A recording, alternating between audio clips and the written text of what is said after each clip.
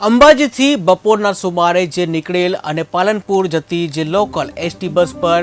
પાંસા અને ધાબાવાડી ગામ વચ્ચે વિસ્તારમાં કોઈ અસામાજિક તત્વોએ પથ્થરમારો કર્યો હતો કે જ્યાં બસના આગળના ભાગે પથ્થરો મારતા બસનો મુખ્ય જે વિન્ડશીલ્ડ તૂટી જવા પામ્યો હતો કે જ્યાં ચાલુ બસમાં સામેથી અચાનક પથ્થર વડે હુમલો કરવામાં આવતા ડ્રાઈવર સહિત બસમાં બેઠેલા તમામ પેસેન્જર ગભરાઈ ગયા હતા।